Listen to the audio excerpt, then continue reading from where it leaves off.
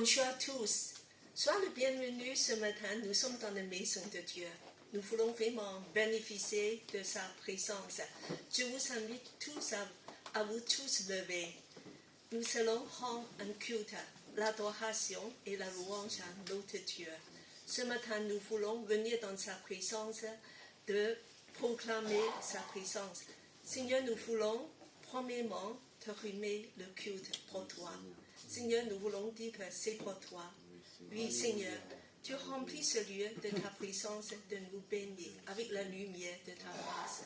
Bénis tes enfants, bénis ton Église, fais-nous grandir, fais-nous fortifier, qu'on puisse, oui, Seigneur, de ce matin encore, d'entendre ta voix, ô Seigneur, de t'aimer, de rapprocher de toi, parce que tu es ce Dieu infiniment grand, infiniment grand. Alléluia, nous voulons t'apporter la louange. Amen. Quand Dieu sauve l'univers, les astres que tu as créés, les océans, les mers, tout me relève de ta majesté. Alors mon âme ne s'écrie.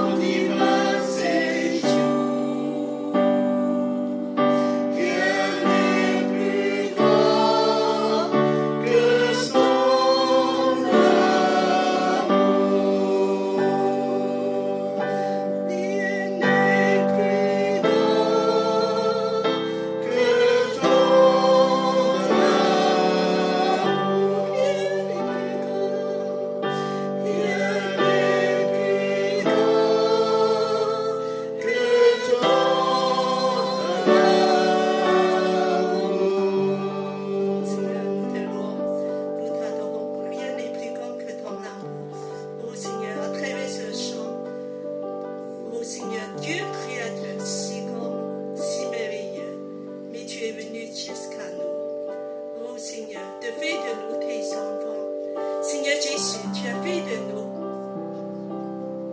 ton frère, ta soeur. Tu as fait de l'Église ton épouse. Oui, Seigneur. Quelle chose merveilleuse. Seigneur, on ne peut jamais imaginer tes projets pour nous. Tellement glorieux, tellement merveilleux. Et un jour, tu reviendras de nous chercher avec vous. Oui, Seigneur, même de régner avec vous. Tu es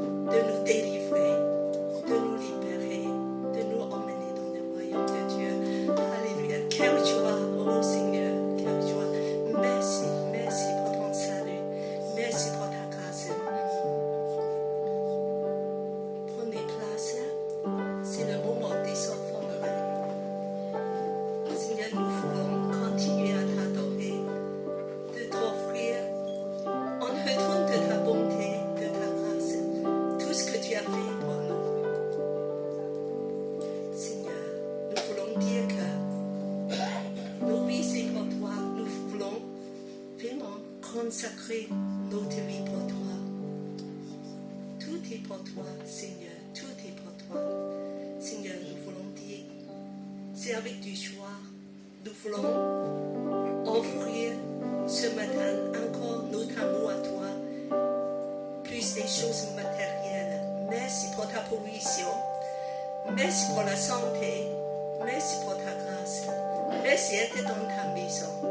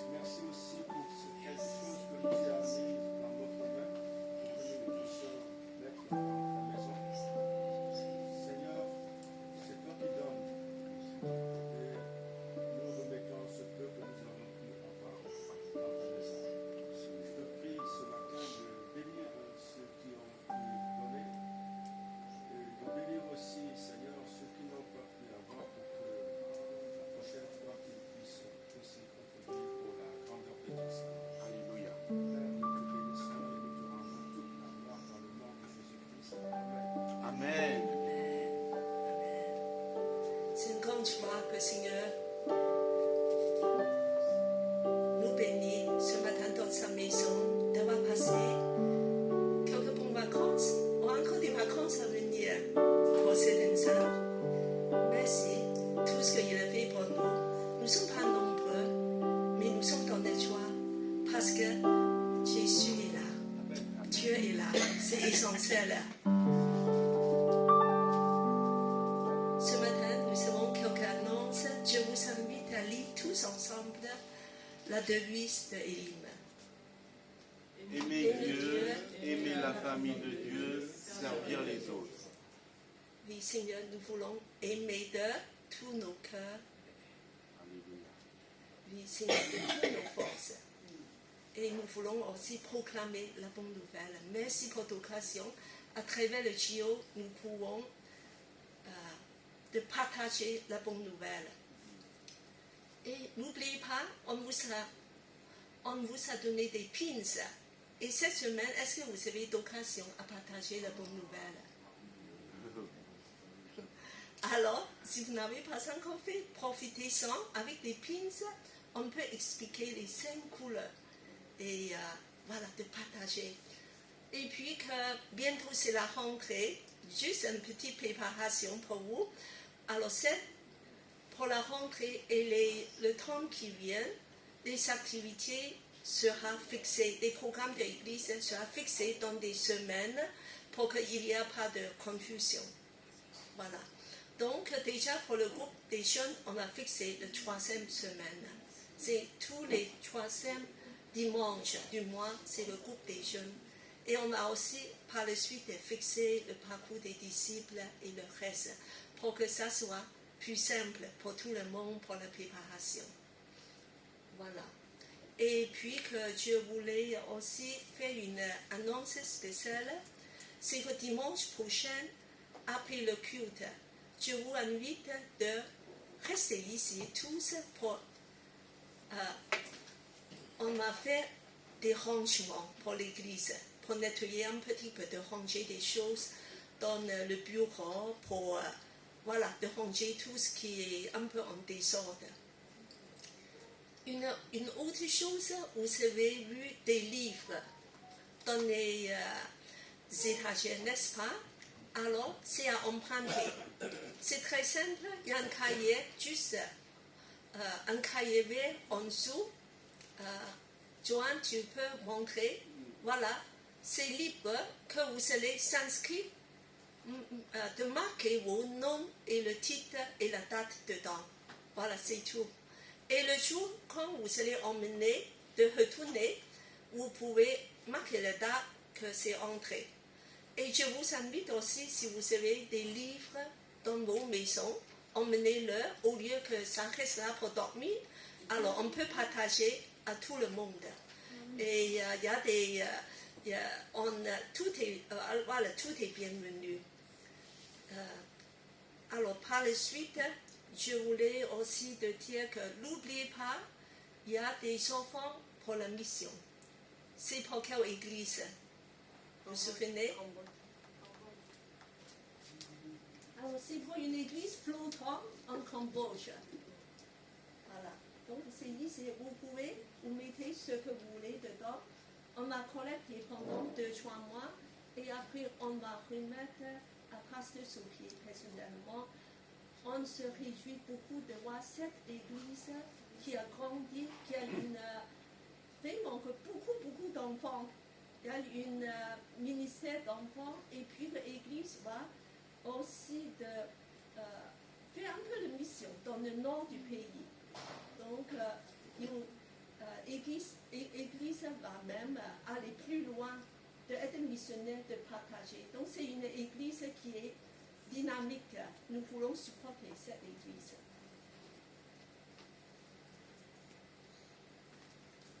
Alors, ce matin, nous sommes très heureux de voir, voilà, Kelly et Jelani, voilà, et bien sûr les autres aussi. Et nous sommes surtout très contents de revoir Pasteur Thierry depuis quelques mois, quelques temps. Donc nous sommes très contents de pouvoir t'accueillir, Pasteur Thierry, et nous te souhaitons la bienvenue ce matin de partager la parole de Dieu avec nous.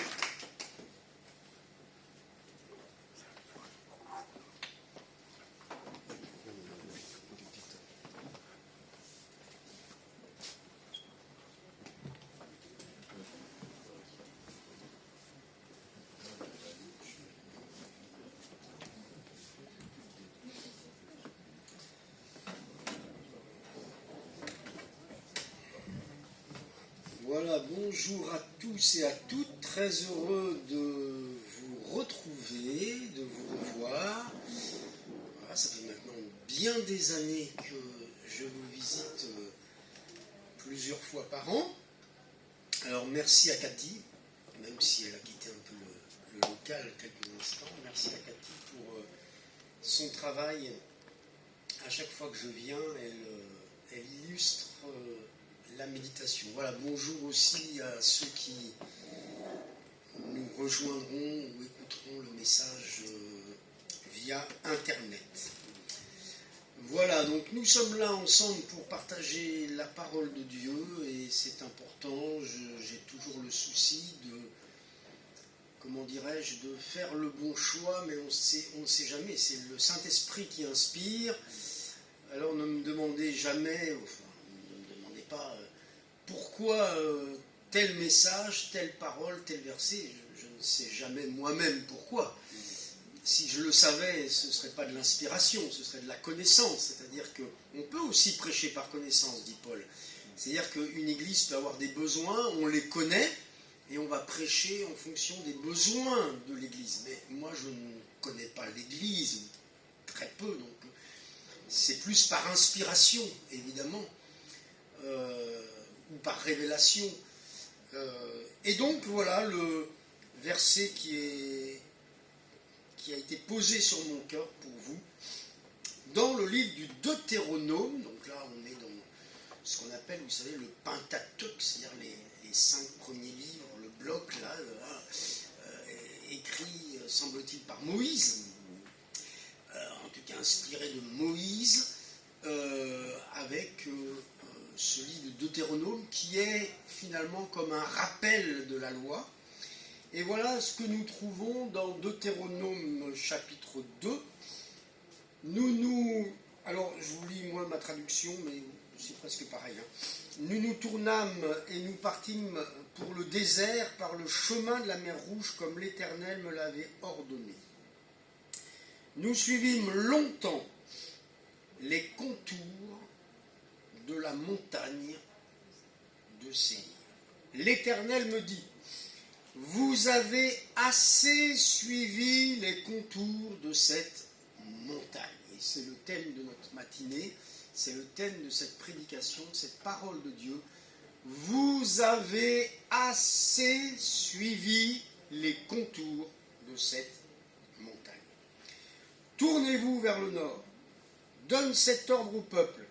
Vous allez passer à la frontière de vos frères, les enfants d'Ésaü qui habitent en Séir.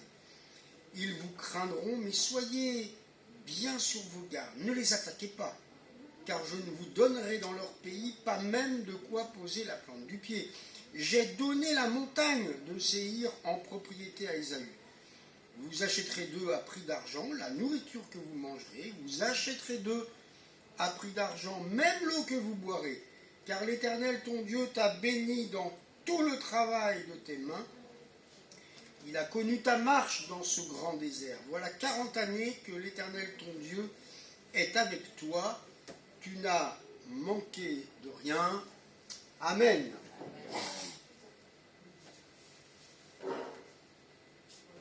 Il y a donc cette expression qui est comme un récit de la marche du peuple. Ils ont longtemps suivi les contours de la montagne. Vous savez que dans notre vie chrétienne, quand on parle de montagne, c'est souvent quelque chose d'inaccessible. Certains vont dire, oh là là, mon problème c'est une vraie montagne. Je ne sais pas comment faire. Et quelquefois, on va contourner le problème, tourner autour, j'allais dire pendant des années, des décennies, sans être vainqueur. Et on a besoin quelquefois que le Seigneur nous donne une direction à prendre. Et ici, le peuple a longtemps suivi les contours de la montagne de Séir, à tel point qu'à un moment donné, Dieu va dire « Stop !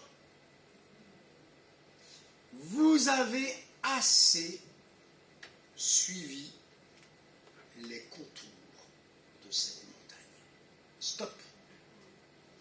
Votre vie doit prendre une autre orientation. » Et vous savez, dans la vie chrétienne, on peut suivre la voie du Seigneur, mais peut-être que des années après, le Seigneur dira « Ok, tu es bien sur la voie que je t'ai montrée, mais maintenant, tu vas prendre une autre direction. »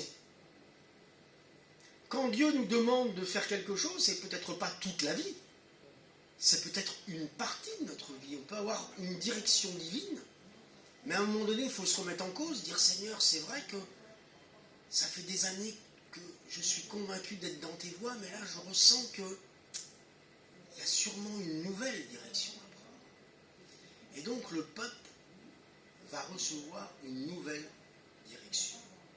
Alors, précédemment, la Bible dit, c'est donc le verset du chapitre précédent 1,46, voilà. Vous êtes longtemps resté, alors moi ma traduction c'est ça, longtemps resté à Kadesh, autant de jours que vous y étiez resté auparavant. Alors moi la traduction c'est vous restâmes à Kadesh, où le temps que vous y avez passé fut de longue durée. Alors important c'est de savoir qu'est-ce que ça signifie Kadesh. Ça signifie consacré. Consacré. Longtemps vous êtes resté consacré. Et tant mieux qu'ils sont restés dans un lieu nommé consacré. Pourquoi ? Parce que ça prépare toujours les voies du Seigneur. C'est jamais du temps perdu de rester consacré pendant des années. Vous pouvez dire, tiens, c'est bizarre, ça ne bouge pas, je suis consacré à Dieu, mais ne vous découragez pas. tout le temps passé à Kadesh, c'est un temps de préparation, de consécration, et qui annonce une voie nouvelle, qui annonce que Dieu va nous diriger comme il a dirigé ce peuple. Donc c'est précieux d'être longtemps consacré à Dieu. Et donc, la volonté du Seigneur, c'est que nous ne tournions pas en rond. Vous connaissez cette expression française, hein? Tourner en rond. Et la vie chrétienne, elle consiste à avancer avec le Seigneur, mais on peut avoir quelquefois le sentiment de tourner en rond. De dire, mais Seigneur, il y a une forme de monotonie, c'est monotone, je tourne en rond. Je suis les contours de la montagne, mais je ne suis pas vainqueur et je ne sais pas quelle est ta volonté. Et c'est là que, on le verra tout à l'heure, Dieu va donner cet ordre pour nous éviter de tourner en rond. Il va dire, tournez-vous vers le nord. Alors, dans la marche chrétienne, nous sommes exposés, vous et moi, à deux dangers. Le premier danger, c'est de se prélasser dans une vie confortable, une position confortable, puis on ne s'aperçoit pas qu'on tourne en rond.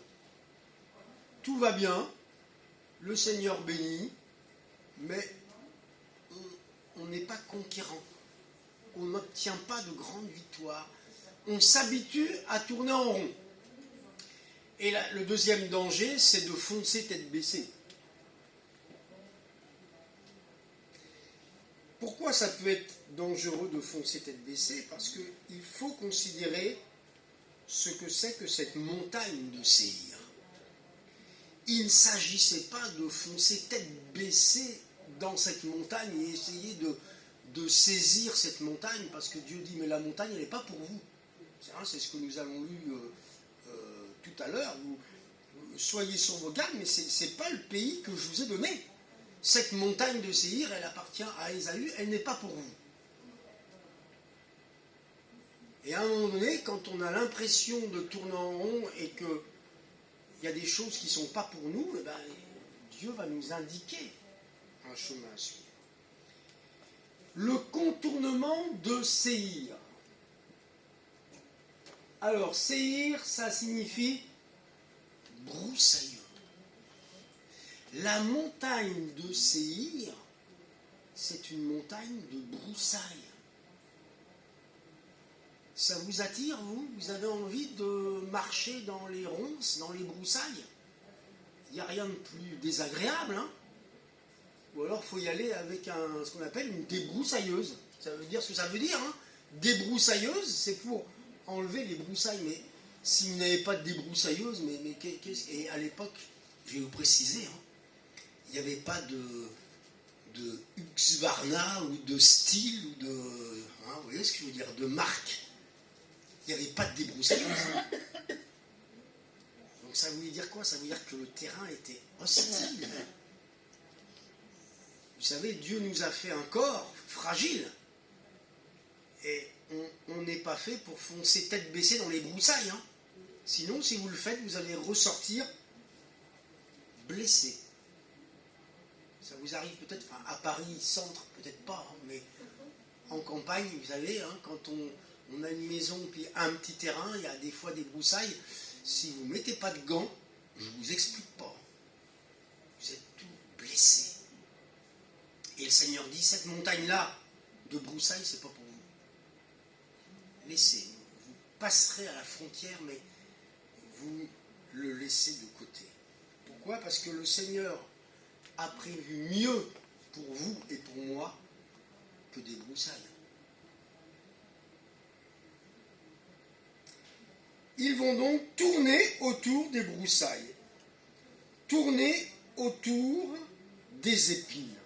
Matthieu 13, celui qui a reçu la semence parmi les épines, tiens justement, c'est celui qui entend la parole, mais en qui les soucis du monde et la séduction des richesses étouffent la parole et la rendent infructueuse. On pourrait dire aujourd'hui que cette montagne représente les soucis du monde, la séduction des richesses. Alors le Seigneur, il dit, passez outre, hein. Passez à côté, moi je vais vous indiquer la direction à suivre, mais ne foncez pas tête baissée, pourquoi ? Parce qu'on va vivre dans les soucis du siècle et dans la séduction des richesses. Les épines. J'ai appris il n'y a pas longtemps que par exemple le cactus, il y a des épines sur le cactus. Le cactus, il est dans une terre, dans des pays, il grandit dans des pays tellement arides et chauds qu'en réalité, dans certains pays, évidemment, les arbres donnent des feuilles, mais à la place des feuilles, le cactus ne peut pas donner des feuilles. Il peut pas, c'est trop aride. Et donc, il donne des épines. Et quand je vois ce que la Bible dit de nous, en nous comparant à des arbres fruitiers, comme vous connaissez le psaume, celui qui se confie en l'Éternel, il est comme un arbre planté près des courants d'eau et il donne son fruit en sa saison. Et pour donner des fruits, vous savez, il faut des feuilles, parce que les feuilles, elles protègent les fruits des rayons du soleil. Donc, est-ce que je ressemble à un arbre qui a des feuilles et qui va donner des fruits? Ou est-ce que je suis comme un cactus?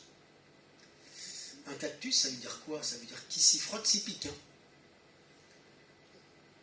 Seigneur, que je ne sois pas pour mes frères et mes sœurs un cactus. Amen. Quand je viens vous voir, je préfère que vous soyez quelqu'un qui a des fruits pour moi. Voilà, je vais cueillir les fruits par un sourire, un bonjour, un café. Le café, c'est un fruit béni, voilà. Mais je préfère ça que me piquer contre vous, parce que vous êtes un cactus. Si vous êtes un cactus, moi je m'éloigne, je ne m'approche pas de vous, parce que je vais être blessé par les épines, par les broussailles. Et dans la vie, mes frères et sœurs, que nous soyons des arbres fruitiers et pas des cactus avec des épines. Et donc, cette montagne de Séir, ce sont des broussailles. Et les épines ne procurent rien que du bruit. Mettez des épines dans un feu, c'est sûr que ça va partir, mais au bout de quelques secondes, plus rien. Ça va crépiter, comme on dit, faire un peu de bruit, mais pas de chaleur. C'est pas comme du bois. Vous mettez du bois, au bout de quelques instants, il y a de la chaleur qui sort. Et les épines, la Bible dit que c'est comme le rire des insensés. C'est le livre des Proverbes qui nous dit ça. Vous savez, le rire des insensés, le rire de ceux qui se moquent de Dieu. Il y a des gens, des fois, ils se moquent de Dieu, ils rient de Dieu. C'est comme des épines, c'est creux, ça n'a rien, c'est le néant. C'est le néant. Alors, il y a des endroits inhospitaliers. Il faut arrêter de tourner en rond autour, on n'est pas fait pour ça. Il y a des choses, vous n'êtes pas fait pour ça. Il faut s'avancer et entendre la voix du Seigneur qui nous conduit. Le Seigneur te dit, tu as assez suivi les contours de cette montagne. Je ne sais pas quel a été ton centre d'intérêt, ce autour de quoi tu as tourné, mais ce n'est pas pour toi, parce que sinon, c'est les soucis du siècle.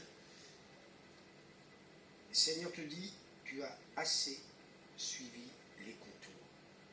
Et il leur dit, tournez-vous vers le nord.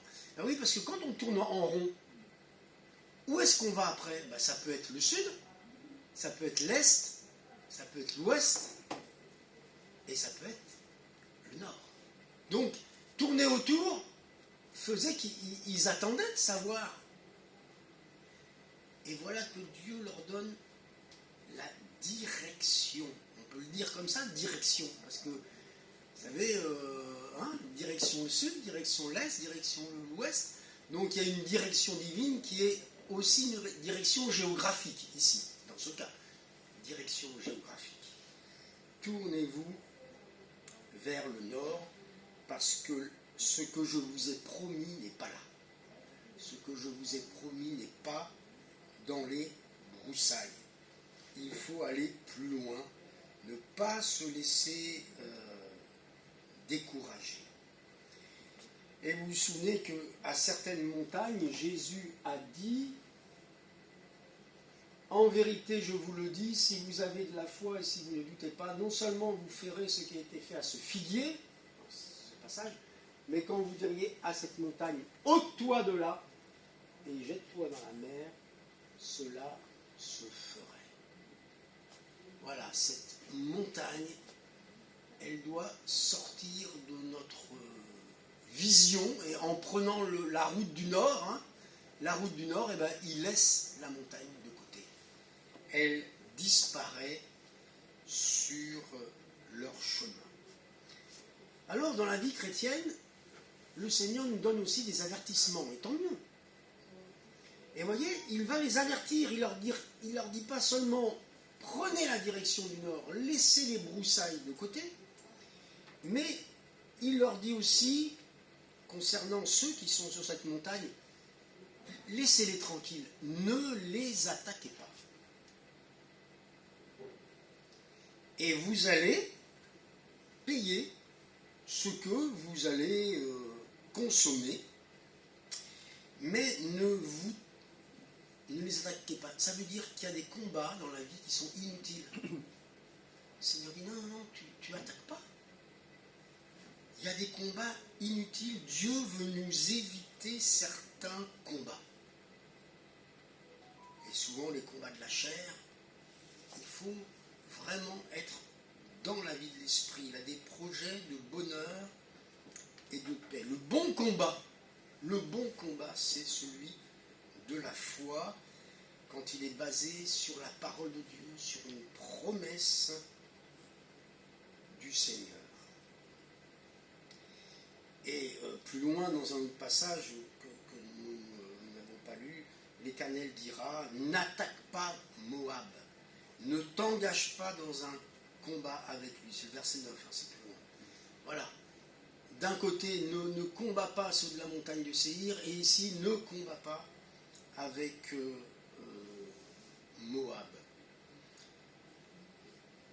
Dieu veut que la bénédiction soit équitable.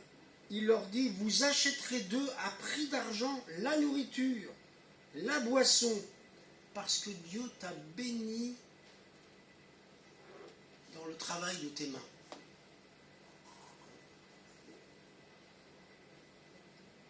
Dieu t'a béni, alors tu ne vas pas les attaquer, alors tu ne vas pas voler, tu vas payer. Vous savez, dans la vie, quelquefois, on dit « Ouh là là, c'est cher, hein ? Oh, la nourriture est chère, pour boire, oh là là, c'est cher. » Mais Dieu nous a bénis. Dieu nous a bénis. Si Dieu nous a donné un salaire, c'est pour quoi faire ? C'est pour payer aussi l'autre. L'autre qui nous sert, ou l'autre qui nous vend de la nourriture, ou de la boisson. Finalement, c'est rendre ce qui ne nous appartient pas. Parce que c'est Dieu qui nous bénit. D'ailleurs, dans l'Écriture, vous savez, il est écrit « Faites-vous des amis avec les richesses injustes ». Mais tout ce que nous avons, nos richesses, elles sont injustes. Elles sont injustes. Qui pourrait dire ici que vous méritez, mais pourquoi nous, ici en France, on a des salaires et dans certains pays, ils n'ont rien ? C'est pas juste, hein. Ça s'appelle des richesses injustes. Mais il faut se servir de ces richesses injustes pour faire du bien, pour bénir. Et donc, quand on veut manger, on ne va pas voler. Je vais payer et je vais dire merci Seigneur, parce que tu m'as donné cet argent. Je ne vais pas voler l'autre. Je ne vais pas l'attaquer. Et voilà ce que Dieu leur dit. vous allez payer votre nourriture, vous allez payer votre boisson, vous ne les attaquez pas, parce que je vous ai béni. Je vous ai béni, l'Éternel, ton Dieu, t'a béni dans tout le travail de tes mains, alors tu vas acheter. Et le Seigneur dit ceci, donc c'est le verset 7, l'Éternel, ton Dieu, t'a béni dans toute l'œuvre de tes mains, il a connu ta marche dans ce grand désert, voilà 40 années que l'Éternel, ton Dieu, est avec toi, tu n'as manqué de rien. Et donc, la fidélité de Dieu sur la route se manifeste par sa grâce, sa sagesse et sa présence. Sa grâce, vous savez que la grâce signifie la faveur de Dieu. Sur notre route, jusqu'à aujourd'hui, Dieu nous a été favorable. Sinon, vous ne seriez pas là.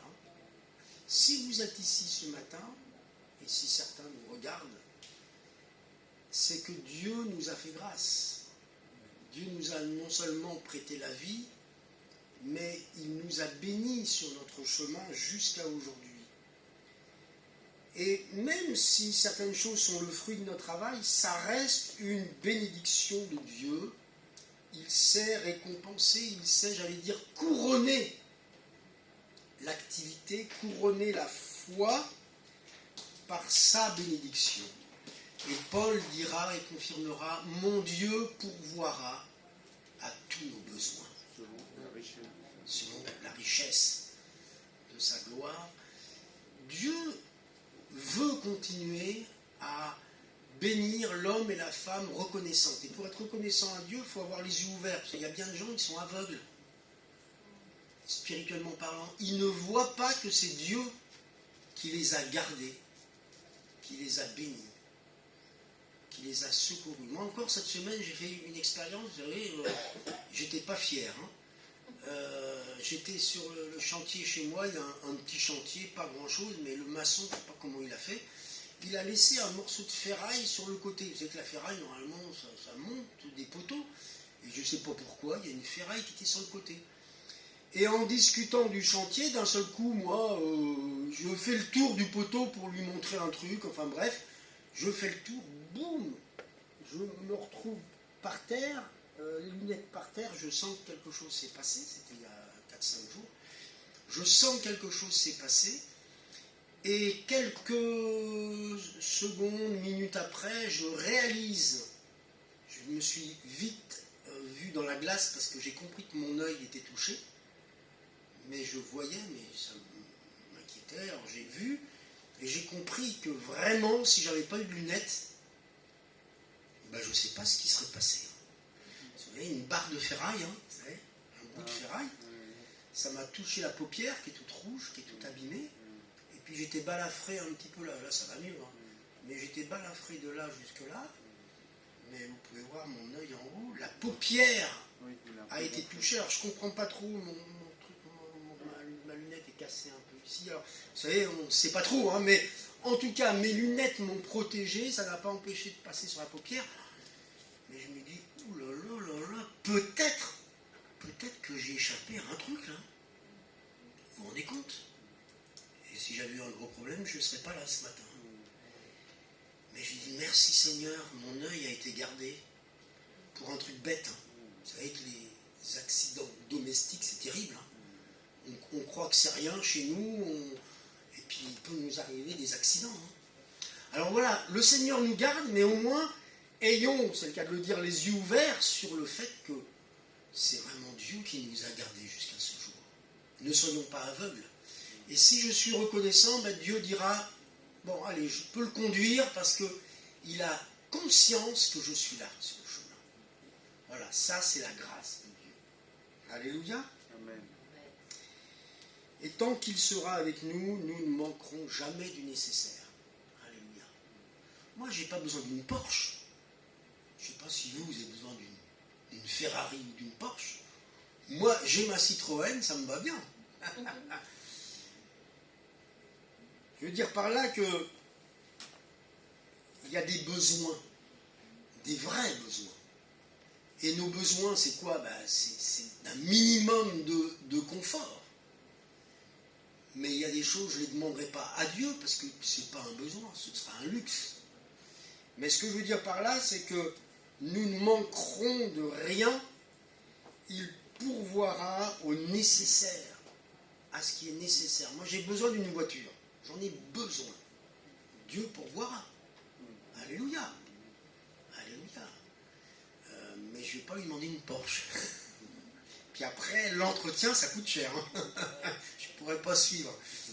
Mais voilà, on fait la différence entre un besoin et puis ce qui n'est pas forcément nécessaire. Mais ce que je sais, c'est que Dieu ne nous fera jamais manquer du nécessaire.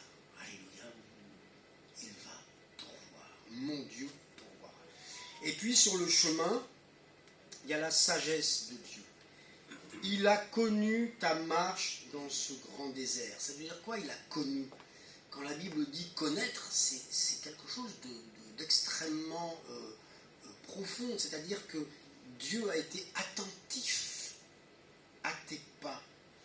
Il n'est pas toujours intervenu.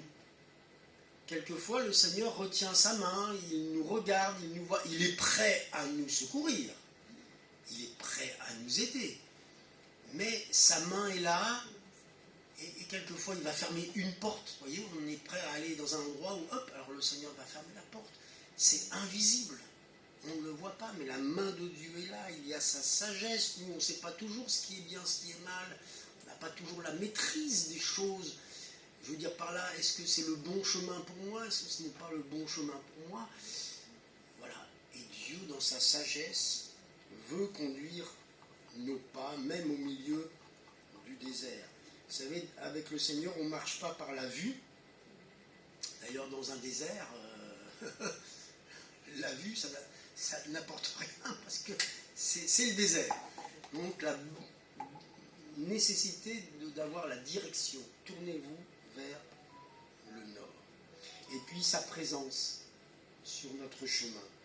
Le Seigneur dit, voilà 40 années que l'Éternel, ton Dieu, est avec toi. Tu n'as manqué de rien. Ça fait 40 ans. Est-ce que certains pourraient le dire? Alors, ceux qui n'ont pas 40 ans, ça peut être un peu difficile pour eux de le dire, mais ceux qui ont juste un peu plus de 40 ans, le Seigneur peut te dire, voilà 40 années que je te tiens dans mes mains. Certains pourraient dire, ah bon?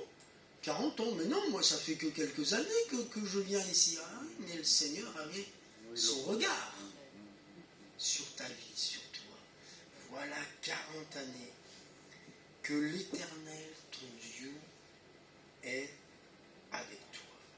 Et malgré les murmures répétés du peuple pendant ces 40 ans, Dieu ne les a pas abandonnés. Dieu a été fidèle. Il n'a pas de compte à rendre à l'homme quand il ne tient pas compte du péché. Vous savez, quelquefois, il y a des gens qui diraient « Ah ouais, mais un tel, il mériterait que Dieu... voilà, parce qu'il fait tellement de mal, etc. » Mais Dieu n'a pas de compte à nous rendre quand il ne tient pas compte du péché, parce qu'il l'a fait aussi pour nous. Dieu a été patient envers nous. Il n'a pas tenu compte de nos péchés et il a envoyé son Fils.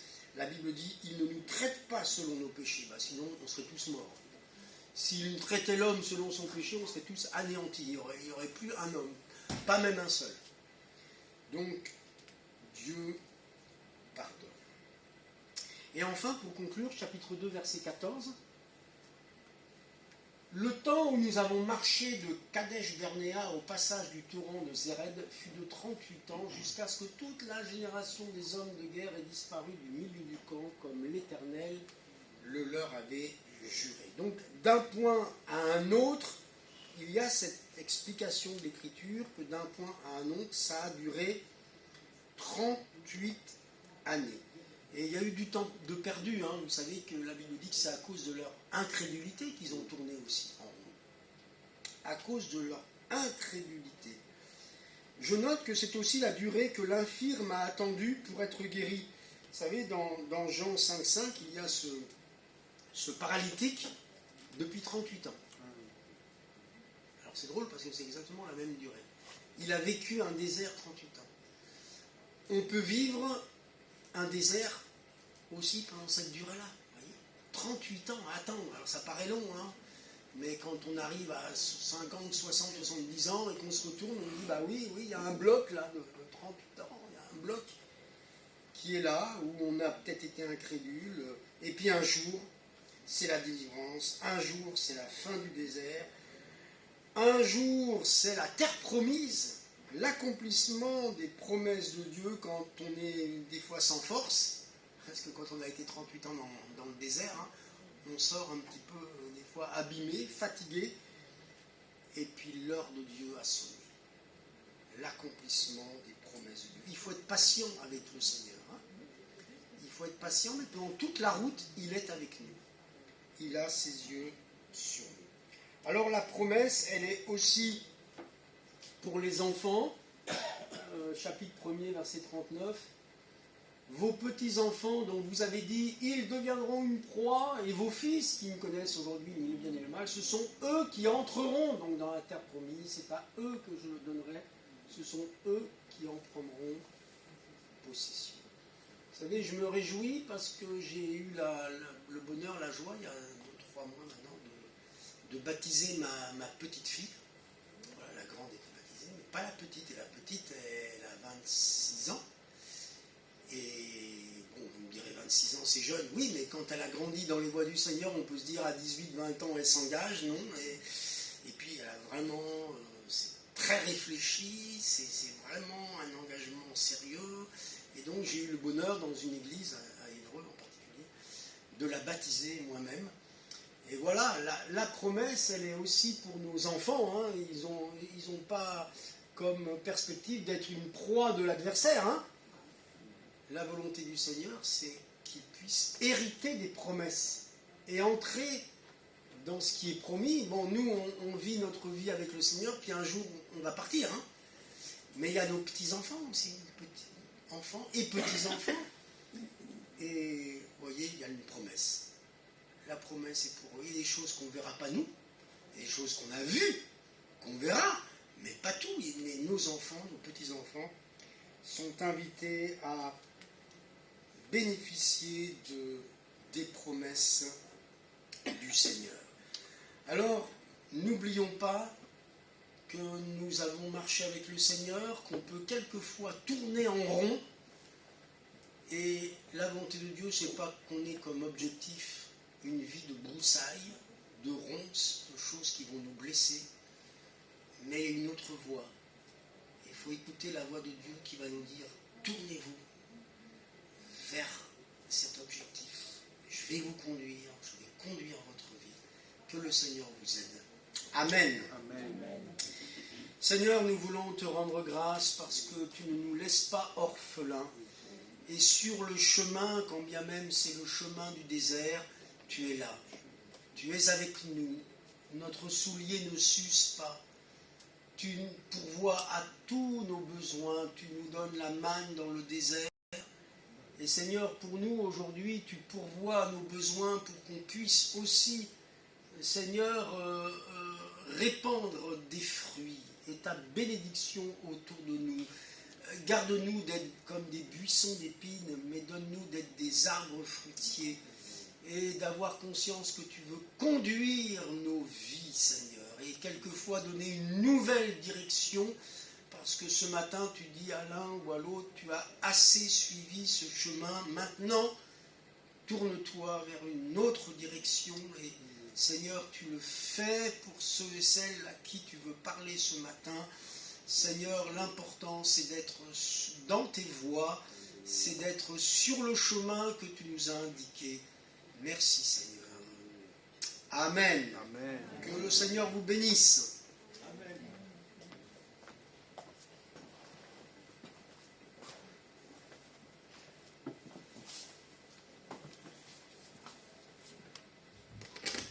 Et bien que c'est vrai que la vie des croyants, c'est comme quand on marche dans le désert. Et au début, quand les Israélites sont sortis d'Égypte, alors ils ressemblent quoi? Ce sont des esclaves qui savent rien faire et qui n'avait rien. Mais à la fin de 38 ans, à travers 40 ans, à travers le désert, à la fin, alors si Philippe, tu peux reculer un diapositive, voilà, encore, avant, voilà. Regardez celle à droite. Qu'est-ce qu'ils deviennent? Ils deviennent un peuple. Ils deviennent un peuple organisé. Voyez, ils deviennent bien, chacun doit trouver son rôle. Et bien structuré, ils deviennent une armée. Ils puissent aller au combat. Et aussi qu'il y a des gens, des ouvriers dedans, qui font plein de choses, qui sont organisés. Il y a des lévites sacrificateurs. Alors, tout ça, c'est grâce à 40 ans, le Seigneur les a donné la loi, des commandements, et les a entraînés, voilà, s'entraîner, corriger, et de les équiper, former, de devenir un peuple. C'est vrai qu'il y a la grâce, il y a toutes les bontés de Dieu, mais il y a aussi la discipline.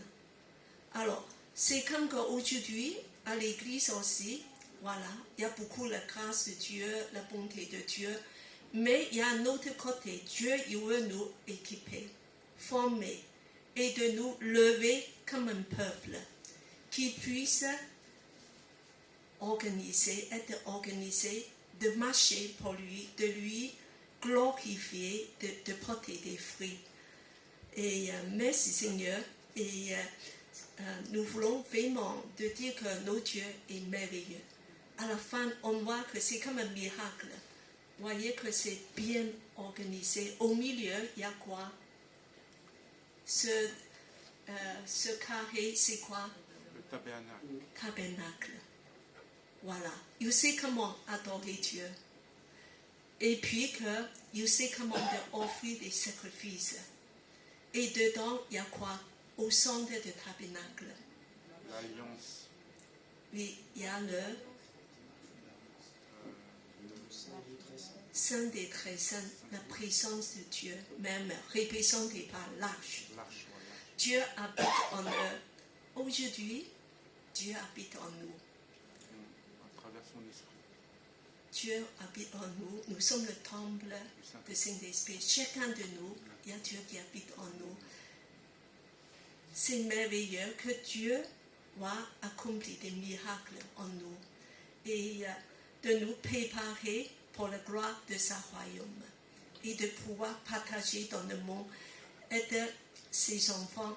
Donc, lève-toi, brille, car ta lumière paraît. Voilà, nous voulons vraiment remercier le Seigneur pour tout ça. Et bien que le culte de ce dimanche est terminé, que Dieu vous bénisse pour le restant de la semaine et de ce journée même.